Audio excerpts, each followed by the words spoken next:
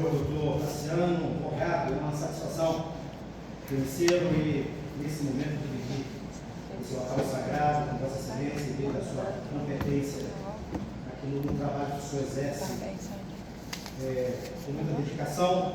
O senhor promotor de justiça, senhor doutor Natan, eu presto as minhas homenagens à Vossa Excelência, aos demais servidores desse tribunal. Muito obrigado pela forma cortês como temos recebido aqui, os senhores policiais penais, aos meus nobres alunos. Eu costumo dizer que se Deus me levar hoje dessa terra, eu vou satisfeito, pois já cumpri a minha missão em formar tão excelentes profissionais como aqui nessa bancada, essas advogadas e os meus alunos que ainda estão em grau de formação. Aos senhores familiares, as minhas homenagens também, e fica aqui a minha torcida para que tudo dê certo. E os senhores jurados, que são os juízes dessa causa, eu escutei vagarosamente todas as posições, as posturas que aqui foram colocadas, as palavras do senhor promotor.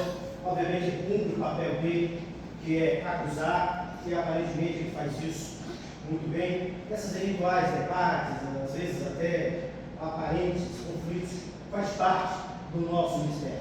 A Constituição dá a ele essa determinação, como também dá ao advogado. Porque nós, advogados, nós somos a voz daquele que precisa ser ouvido e não pode falar.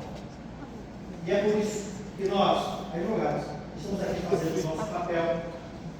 E nesse momento, senhor jurados, eu sinceramente, depois de tudo que os senhores já ouviram aqui, principalmente das minhas colegas, não há muito o que falar. Bom, a acusação tentou até certo ponto desmerecer a defesa. Dizendo, olha, eles vão falar isso, vão falar aquilo, mas não acredite, é tudo sem prova. É interessante, tá bom, está dentro daquele que é o papel dele fazer. Mas eu quero lembrar aos senhores jurados de tudo que foi dito hoje. Nós tivemos aí o investigador, que ele foi claro, relatou com muita eficiência toda a investigação que ele fez, parecia realmente culminar tudo o que tinha acontecido. Mas o que me chamou a atenção, principalmente, senhores jurados, é o fato de ele não ter investigado se realmente houve assédio por parte praticado pela vítima. Na cabeça do investigador, se ele já é falecido, não se deve mais analisar nada sobre ele. Mas, senhores jurados, o inquérito policial, a investigação criminal, ela tem vários objetivos. Um delas é estabelecer a materialidade, se realmente aconteceu os fatos. Também é verificar a autoria, quem foi que praticou, mas também é analisar e apurar as circunstâncias em que esse fato foi praticado, a motivação que levou o acusado a praticar aquela conduta. E é por isso, senhores jurados, que nenhuma investigação deve ser genérica. A investigação deve aprofundar até nos pormenores.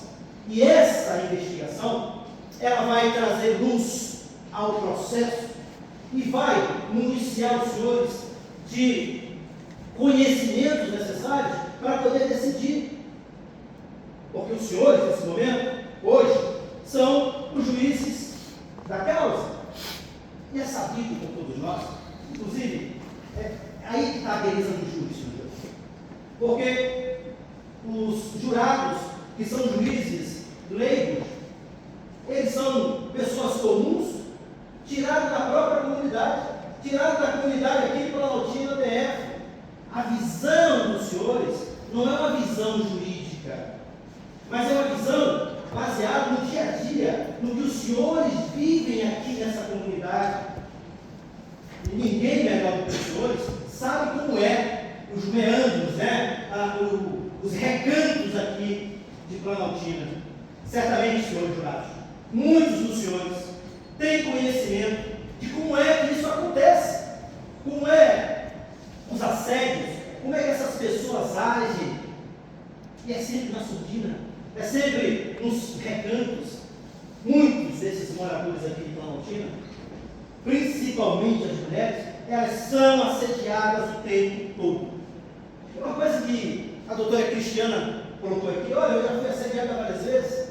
Imagina se eu levo isso para o meu marido. Senhores jurados, eu não sei se os senhores sabem, mas essa violência contra as mulheres, elas são mais comuns do que por vezes nós imaginamos.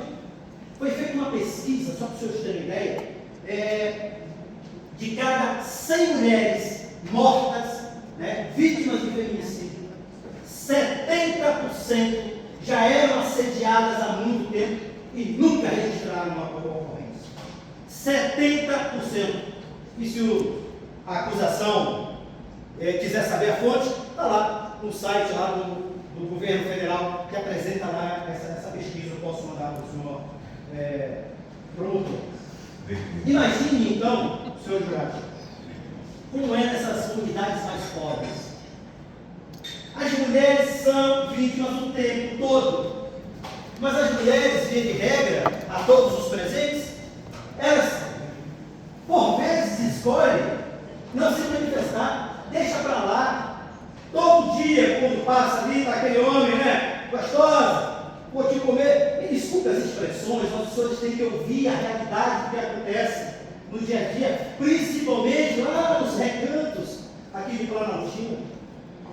Eu concordo com a acusação, porque nunca registrou uma ocorrência, escolheu só aquela família. É sempre assim. É sempre assim. A mulher que é assediada, que é agredida, que é violada, e ela tem que provar, ela tem que fazer isso, fazer aquilo. E a gente às vezes esquece que a grande maioria esmagadora dessas mulheres, elas preferem ficar em silêncio. Ficar em silêncio porque não quer constranger o seu marido, não quer trazer problemas para a sua vida. Mas a realidade se impõe, senhores jurados. Apesar de realmente, não ter uma ocorrência pelo menos conhecida, mas há de concordarem comigo que se a investigação se aprofundasse, se a investigação fosse lá no bar, aonde, inclusive, aquele rapaz que eu cantei, você conheceu o rapaz do bar, está preso. Ele está preso por violação sexual contra a criança. Esses crimes sexuais. Essa informação está nos autos? Não está nos autos. Pois é, não está nos autos. Mas o senhor sabe que é verdade? A defesa dele. O senhor sabe ou não, senhor promotor? Não sei. Pois é, então eu digo para o senhor, é verdade. Doutor. Agora, senhor jurado, não está nos autos. Aí fica difícil, doutor? Não está nos autos. Fique bem claro. O que o promotor está tentando nos dizer, e ele está certo, há uma adagem entre nós, no mundo jurídico, que é assim, senhor jurado: o que não está nos autos, não está no mundo. Está certo, isso deveria estar nos autos, e eu reconheço, deveria estar nos autos, mas não está. Não está, porque há até uma certa dificuldade para os senhores jurados. Observem, senhores jurados, que a própria investigação, o delegado de polícia, o agente vieram aqui, e o que é que eles falaram? Eu achei que isso era mentira, que não precisa investigar. É sempre assim, senhores jurados. A verdade se impõe. Ninguém quer investigar as violações contra essas mulheres, principalmente mulheres da periferia. A verdade é essa. Não estou aqui contando história. A verdade é essa.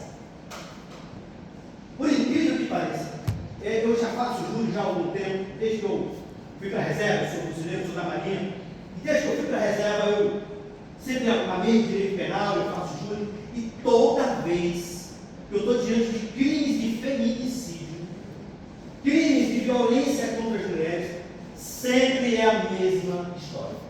Não tem boletim de ocorrência, não tem antecedentes, não se investiga até a vida porventura se o violador faleceu, o que é que ele fazia antes.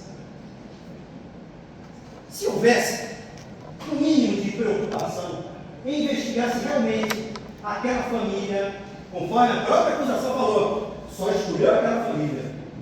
Mas se as investigações, senhores jurados, se aprofundassem, iam descobrir mais muita coisa. Mas sabe o que a investigação fez? Vou agir de forma genérica. Já matou um, já está preso por roubo. Está tudo certo, não investiga mais nada. Deixa ele aí. Essa é a verdade. E a verdade, ela é cristalina. A verdade, ela é vista no dia a dia do que nós vemos. Mas é óbvio, senhor Jurado, a defesa, essa banca de advogados, em momento nenhum, está chancelando a conduta do acusado. O senhor não deveria ter praticado aquela conduta. O senhor não deveria ter matado aquele homem. Há outros meios. Nós não estamos mais no tempo da barbárie. Houve um tempo em que é chamado tempo da vingança privada. Num caso desse, em que a vítima tivesse assediado, ele teria o direito de fazer justiça com as próprias mãos. Era o tempo da vingança privada. Mas esse tempo acabou, meu jovem. Acabou. Agora é proibido fazer justiça com as próprias mãos. Tem que se buscar realmente auxílio da justiça. E eu perguntei: por que você não fez isso? Por que você não foi? Sabe o que ele me respondeu, senhor Jurado? Ele falou assim: doutor, eu já estou com um crime nas costas. Eu estou em liberdade provisória, regime aberto. Regime aberto. Você acha que alguém vai me ouvir? Mas uma coisa eu sei, doutor. Várias vezes ele fazia aquilo e ninguém fazia nada. Está errado o que ele fez. Não deveria ter feito isso. Ele deveria tomar outras atitudes. Ele deveria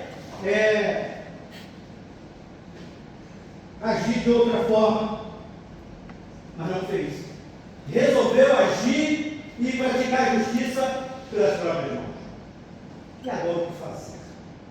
Como é que a gente vai lidar com esse caso? Por incrível que pareça, a acusação, o tempo todo, tentou trazer o passado dele, né? Os crimes que ele já praticou, inclusive, senhor advogado, que fique bem claro, realmente ele foi acusado de crime de homicídio e foi absolvido logo na primeira fase do jogo.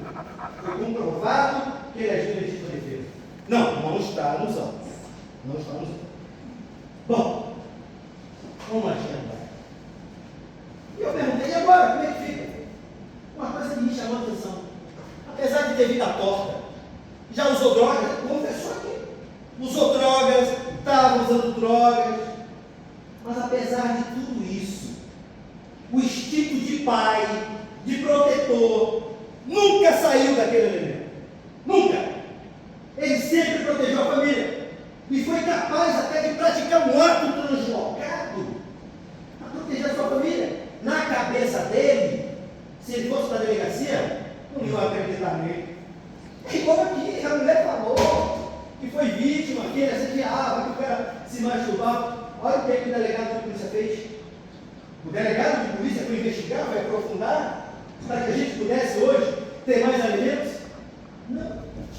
É por isso, senhor juiz, senhor promotor, que eu sou a favor de se legalize logo essa questão da investigação por parte da defesa, como tem nos Estados Unidos, para que a gente possa, no caso desse, poder ter elementos suficientes para entrar. Mas hoje não é assim. A gente é drogado, a gente pode investigar. A gente pode pedir diligência, pode pedir muita coisa, mas é diferente do seu jurado. É diferente quando o advogado pode ir lá, investigar, tomar depoimentos. Tem, por exemplo, nos Estados Unidos. Mas voltando aqui, o que mais me chamou a atenção do Vanderlei é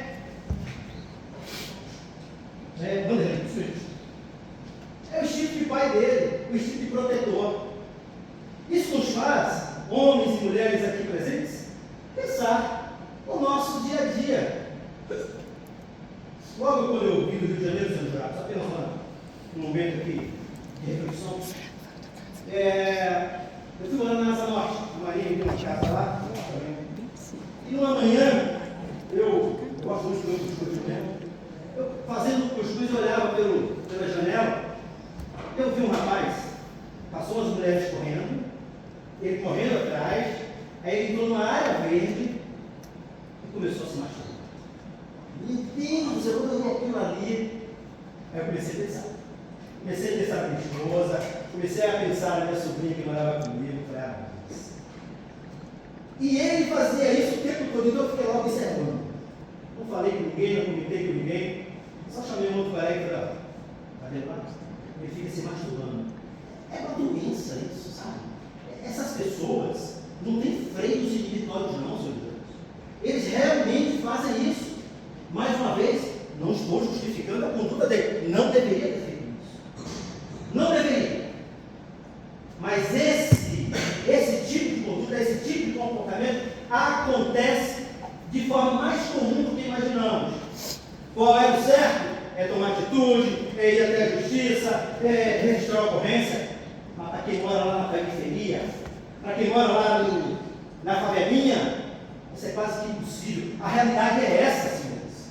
A realidade é essa. Parece um bando de esquecidos, um bando de pessoas abandonadas que ninguém dá ajuda. Será que a família envolvida fosse uma família famosa, esse delegado não ia aprofundar as investigações? Eu duvido muito que ele não o fizesse, mas não o fez. E mais uma vez, o senhor Vanderlei teve que vir buscar justiça com as próprias mãos, o que é proibido. Mas o Código Penal, o Código de Processo Penal, vai nos dizer assim: você não deve matar. Código Penal, artigo 121. Matar alguém, pena tal. Parágrafo 2º. Se você matou assim, é crime qualificado. O Código Penal faz isso. Mas o Código Penal, o mesmo que diz, você não deve matar, vai dizer. Mas se você matou por motivo de relevante valor social ou de relevante valor moral, juízes, condenem, mas diminuam a pena dele de determinada porcentagem. O próprio Código Penal dá nome a isso. A doutrina chama isso de homicídio privilegiado. Então, aqui, hoje, apesar de realmente reconhecer que não há registro de ocorrência, não há outros elementos, mas ficou claro pelos depoimentos de que a pessoa que se foi, e eu lamento por isso, ninguém se alegra com a morte do ser humano, mas ele era uma pessoa que, infelizmente, praticava essas condutas. E digo mais, senhor juiz, o nosso Código de Processo Penal, e vem dizendo, opa, olha só, senhores jurados, os senhores são donos da decisão, os senhores podem até conceder clemência. Por que isso? Porque a conduta praticada, apesar de reconhecer que está errada, mas nesse caso, ele vai merecer uma clemência, porque ele fez algo que, apesar de errado, apesar do ato deslocado, mas é possível absolver por clemência. Então, senhor jurado, é óbvio que a decisão são do senhor. Grande é a sua responsabilidade. Todos nós sabemos, tanto a acusação quanto a defesa. É o senhor que decide. Mas a defesa pede aos senhores que analisem esse caso com a luz da razão, da justiça e da realidade que se impõe aqui em Planaltina. E não condenar porque ele já praticou crimes, não condenar porque ele tirou a vida de um homem de qualquer jeito que ele não deveria. O que está sendo feito aqui hoje é como se ao final os senhores, na sua sentença, nos seus votos, tivessem dado remédio para um mal. Mas lembre-se, senhor jurado, todo remédio em excesso acaba prejudicando. Façam justiça. Deem o remédio na dose certa, reconhecendo que apesar de ter errado, aquele homem merece uma chance, aquele homem merece voltar para o seio da sua família. Já pagou demais, já está preso há muito tempo. Mas se não for assim, se os senhores acharem que tem que condenar, reconheçam o relevante valor moral, o relevante valor social. Deixa eu explicar rapidamente o que é isso. Relevante valor moral quer dizer, traduzindo aqui para nós, para quem não é da área do direito, significa praticou o crime, matou, mas ele matou com um sentimento interno. Ele reconheceu que realmente aquilo ali inebriou ele de tal forma que ele precisou ou perdeu seus freios espirituais e acabou fazendo isso. Portanto, relevante valor moral. Ou então, o relevante valor social significa quando você erradamente acaba matando alguém, mas era alguém que provocava um grande desassossego na sociedade onde estava inserido. A lei traz essa possibilidade. E por fim, senhor juiz, a acusação traz diversas qualificadoras. A acusação, ela age até como se ela estivesse lá. O processo tenta rememorar, trazer para os dias atuais um fato que aconteceu no passado. E nenhum de nós estávamos lá. Não dá para suportar as qualificadoras se a gente nem viu como é que começou isso. Só os dois estavam lá. Então, na dúvida, retire a qualificadora. Bom, senhor jurado, grande é a responsabilidade dos senhores, mas que Deus ilumine a mente dos senhores para que decidam com justiça. Muito obrigado. Senhor juiz. Eu queria combinar com a defesa. Certo, também o pessoal da defesa, de certa forma. Queria propor a defesa um tempo breve para cada um, só para apresentar os quesitos julgados, uns 10 minutos para cada, acho que resolve. Os dois? Acho ótimo. A colocação, não sei se a defesa entendeu, é no sentido de não ir para a réplica formal. Então, a proposição do Estado que é feita aqui, às vezes, é de que cada parte tenha 10, 15 minutos para. Apesar de achar que o senhor juiz vai fazer esse papel, mas tendo em vista em consideração a seu pedido, Vamos jogar Não, senhor. 5 a 10 minutos. excelente. Cada. Ok, só. Eu consulto do jurado, né? Se o jantar é possível. Querem continuar? Podemos seguir?